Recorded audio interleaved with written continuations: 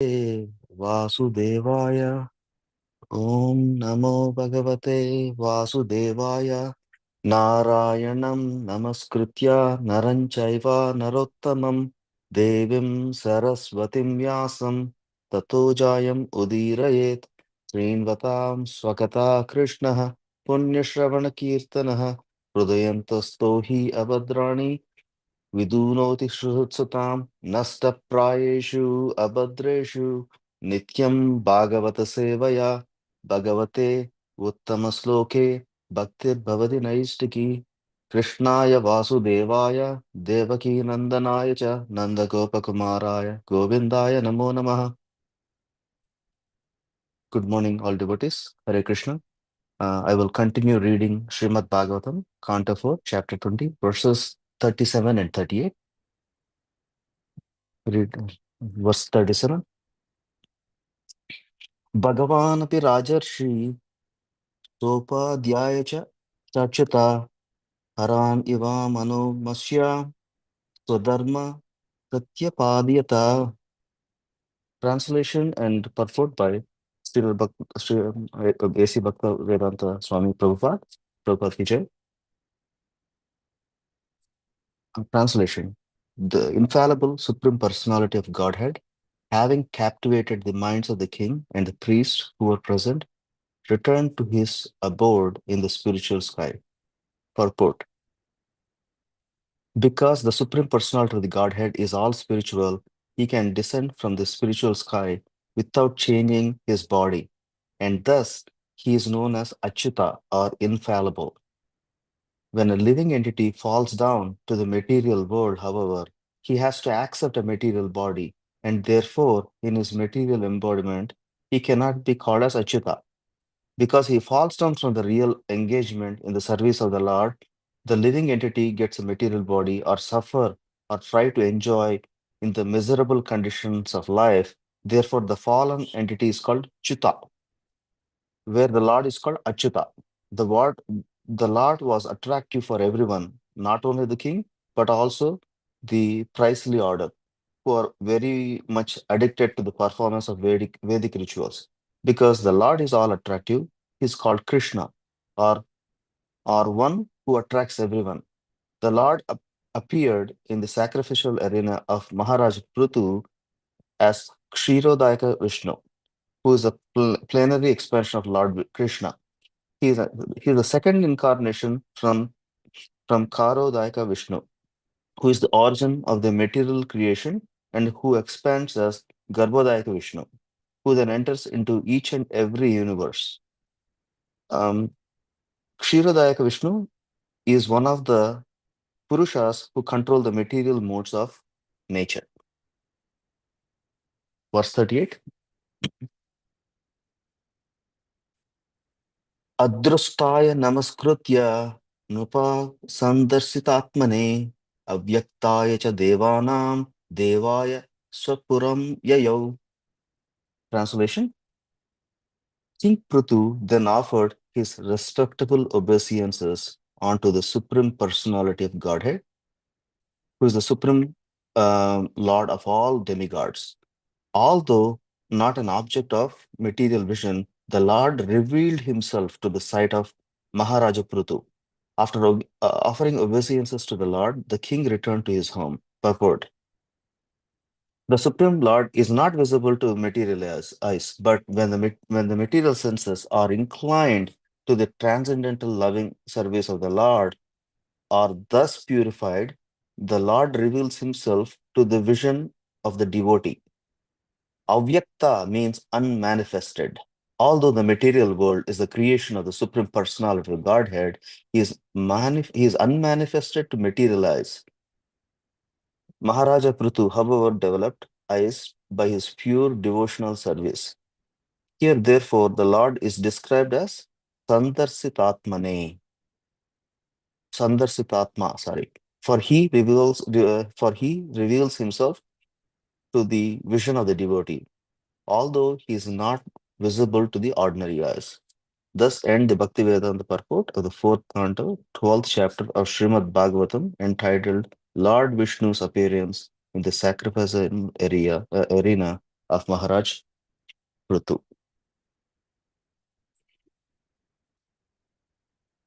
Nama Om Vishnupadaya Krishna Prestaya Bhutale Srimate Bhaktivedanta Swamin Iti Namine Namaste Saraswati Devi Kauravani Pracharine Nirvasesha Shunyavadi Paschata Deshatarine Jai Shri Krishna Chaitanya Prabhu Nityananda Shri Advaita Gadadara Srivasadi Gaura Bhakta Vrinda Hare Krishna Krishna Krishna Hare Hare Hare Rama Rama Rama Hare Hare.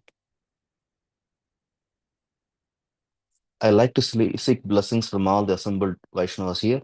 Thank you for giving me the opportunity to purify myself. Please forgive myself for any of the shortcomings. I'm summarizing the verses by listening to the lectures from Holy Grace, Rasi Hari Prabhu from ISKCON, Hyderabad. Thank you for being here. Today we are going to discuss something fascinating, the Supreme Personality of Godhead, Lord Krishna, and how he revealed himself only to those who are qualified to see. The discussion we are going to about this episode in the last few verses in Srimad Bhagavatam is specifically related to Maharaja Prathu, right, who is the greatest kings of all time. And before we dive into this session, let's set a stage with an important truth from Bhagavad Gita, where Krishna says in 7.25, Naham prakasah sarvasya yogamaya samavrutaha mudo yam nabijayanti loko mam ajam apyayam. Where he says, I'm never manifest to foolish and unintelligent. For them, I'm covered by my divine potency, and therefore they do not know I am unborn and infallible. This verse explains that Krishna doesn't reveal himself to anyone. He's not obliged to reveal himself to anyone, actually. It is not that he is absent. It's just that the most people lack the vision to see him. Just like a blind person cannot see the sun, a materially conditioned soul cannot see Krishna, even though he is everywhere. Now let's jump into this verses. The Maharaja Prithu was a great ruler and a pure devotee. He was performing the 100 Aswamedha yagnas, sacrificial rituals for the benefit of the world, right? But as often happens in material existence, challenges arose. Indra, the king of heaven, became envious and tried to disrupt the yagna by cheating, right? However, Prithvi Maharaj, being a devotee, did not retaliate in a material way. Instead, he remained steadfast in his devotion. Seeing his sincerity, the Supreme Personality of Godhead, in his expansion as Kshirodayaka Vishnu, appeared in the superficial, sacrificial arena, right? Now, here where things get interesting, right? Although the Lord was physically present, not everyone could see him. The demigods could see him, but not all of them. The priests, sages, and others in attendance could only perceive his presence indirectly. Only Maharaj Prithu could see him clearly. Why is that? Why is Krishna partial only to sun? Is he partial? First of all. So this is explained very well in Bhagavad Gita also in 4.11, where he says, as all surrender unto me, I reward them accordingly. Everyone follows my path in all respects, right? O son of Partha, right?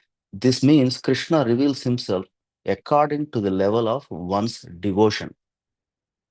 Prithu Maharaj was deeply devoted, so Krishna personally appeared before him. But for those vision which is clouded by materialistic world or consciousness, Krishna remains invisible. This is like very much similar to nowadays. What we do is like a radio station broadcasting all the time. It is broadcasting all the time. You need the right frequency to tune in and hear the sound.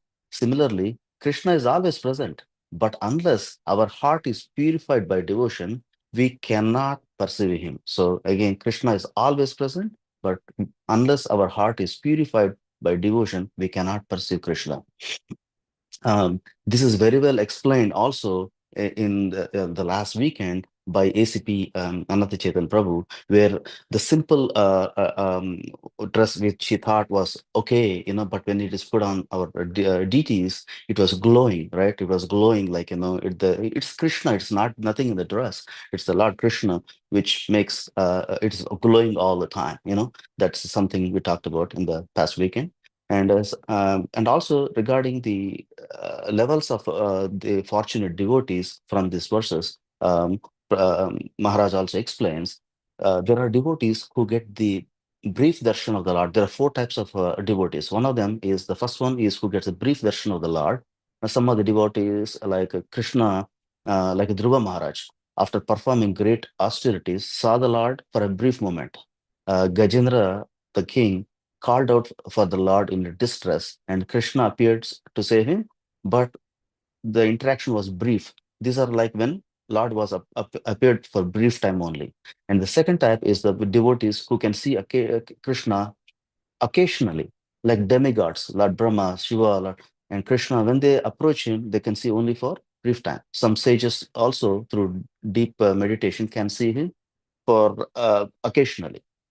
Some devotees who interact with Krishna frequently, they're like Arjuna, like the Pandavas, they are the fortunate to see him Krishna often, and they lived with him. You know, Arjuna fought along with Krishna. So and this is where Bhagavad Gita was directly told to him. Um, Devotees like Narada Mahamuni also travels across the universe and occasionally met Krishna. The other kind is devotees whom Krishna himself longs on for. This is like the residents of Vrindavanam. Gopis and Gopas hold the position. When Krishna left Vrindavanam, he was more eager to return than even residents were again to see him. Same thing with Mother Yashoda and Krishna are completely. Mother Yashoda had Krishna had his in complete control, right? And he depended on her love for his nourishments and care. So these are the four different types or the level of our bhakti. This teaches that while we may desire to see Krishna, the greater fortune is when Krishna desires to see us. Um, Coming back to Maharaj Prutu, we see that Krishna is very selective about whom he reveals himself. Right? Even among those present in this arena, only the purest could see him and perceive him. This aligns with another powerful verse in Bhagavad Gita, where it says, Yogakshemam Vahamyaham. In that one, when we worship Lord Krishna with exclusive devotion and meditate on Krishna in his form, to then Supreme God not only carries what we lack and preserve what we have. So this is a promise from Krishna that when we worship with Krishna with full devotion and meditate on the form, God gives us a promise that He will carry what we lack and preserve what we have. This means um, he's protecting us, guiding us, and ultimately giving a direction to us, right? So Prithu Maharaj, being because of his uh, unwavering devotion to Krishna, Krishna personally appeared before him, right? And when what's even more inspiring is he just didn't see Krishna; he spoke with him, and he received blessings and was ultimately lifted by the divine interaction.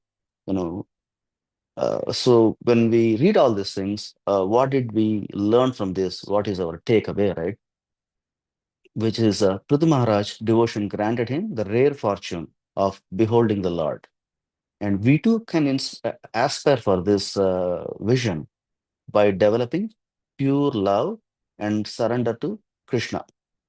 Even a single moment of divine interaction, which is like reading books like Srimad Bhagavatam, what we are doing, or going to the temple, a simple moment of divine interaction is immeasurable spiritual treasure, right? Um, as going back to 6.30 in Bhagavad Gita, where Lord Krishna describes, and also in 7.25, he says, why he does not reveal himself to everybody, he says, I'm not manifest to everyone. Krishna is not obliged to reveal himself to every single person. Some people might challenge God. Why God doesn't exist? I don't believe it. He has no reason to prove, right? Uh, he, uh, God need not manifest in front of them. He is not obliged to reveal himself to every ignorant person and also materialistic person, right? Krishna says he will be covered by the yoga maya, by the illusion, So this ordinary, challenging people, ignorant people, materialistic people may not see him because the Lord does not reveal himself to such challenging people. They do not understand the glorious qualities of the God, right? All these divine qualities, transcendental attributes of Krishna are unknown to the people who are very ignorant. But even these people, when we are this proud, ignorant people, if such people take shelter of Krishna and become submissive to Krishna devotees and learn the science of Krishna consciousness from them, then Krishna will be very happy to reveal himself to them. You know, this is like listening to the Srimad Bhagavatam now, learning Bhagavatam, which we are doing, So that's what he says. So by challenging Lord Krishna, one cannot understand God. So Krishna is urging all of us to please give up our negative tendencies of arrogance, pride, and envy, and challenging the spirit, and faithfully, humbly accept the shelter of the God and perfect our lives and give up the temporary, miserable world. And we can actually. And then we'll be invited to the world of spiritual world, right? So, um, what's the lesson here? Krishna is present everywhere, but we must develop the eyes to see him by cultivating sincere devotion, surrendering to his will, engage in loving service. And what when we do that, Krishna will reveal himself not necessarily in a mystical vision, but through his guidance, presence, and reciprocation in our daily lives. And that, my friends, my dear devotees, is a true devotion, is a true meaning for our fortune. With that, I just wanted to conclude. Hare Krishna, Krishna Krishna, Hare Hare, Hare Rama, Rama Rama, Hare Hare. Thank you. Thank you, Brahma.